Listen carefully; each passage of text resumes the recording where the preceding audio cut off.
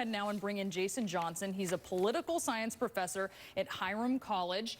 We were going to talk about Chelsea Clinton, but I think this is what we're talking about now. It's sort of surprising to me because when I think of the Bush White House, George W. Bush is the last person whose heart I would have worried about. Yeah, we think more about Dick Cheney Exactly. and various other sort of older people. Yeah. But, you know, I think this is a reflection of what can often happen to anybody after they retire. You know, your body sort of slows down a bit. Even though George Bush was a pretty healthy guy, this is not uncommon for a man his age. Yeah, and he's definitely sort of alluded to what it's like to get older. We know that he had back surgery, I think, in the last year, although that was sort of kept quiet. We sort of learned about it months after the fact.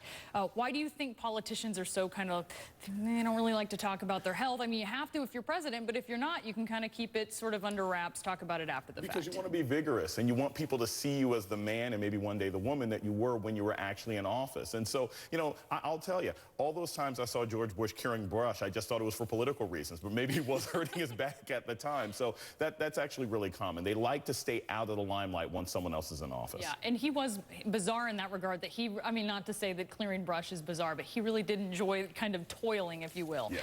We are going to talk about Chelsea Clinton because that's why we had you here. She said to CNN in an exclusive interview that she did while she was in Africa, she was sort of asked about, hey, would you ever run? And she didn't shut the door on it. As you know, in politics, it's not just about what you say, it is about what you do not say. What do you make of this? You think we could ever see her run? I mean, haven't we heard her mother, him and Haw, for the last 6 or 7 years as well? This is a Clinton thing. You know, I think if Chelsea found the right opportunity, the Clinton name is never going to not have cachet in U.S. politics. It will be a Kennedy-type name. It'll be an Obama-type name. So I'm not surprised that she's leaving the door open, and if the opportunity arises, she'll go for it. Okay, let's listen to exactly what she said because we're going to parse every single word. Here it is. I'm also grateful to live in a city and a state and a country where I really believe in my elected officials and their ethos and their competencies. You know, if someday either of those weren't true and I thought I could make more of a difference in the public sector, or if I didn't like how my city or my state or my country were being run, you know, I'd have to ask and answer that question. Okay, so she's saying, I'd ask and answer that question sometime in the future, maybe. Certainly, as a Clinton, she would have access to an amazing network of fundraisers. The name recognition would be huge for her. I think we can say that she's pretty likable. Right.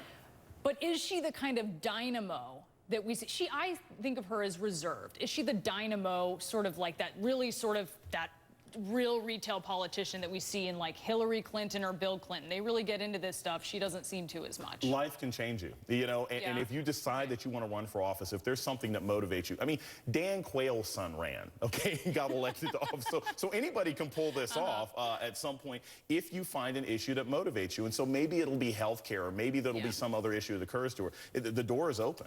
All right, we'll see. I've talked with some Clinton folks, and they kind of say, hey, don't be thinking that she's running so fast. So we'll see, though. Time can change someone, as you say. Jason Johnson, thank you for being here with us. Thank you. Well, you know, it's been 2 years since Oprah said goodbye to daytime talk, and even longer since she starred on the big screen.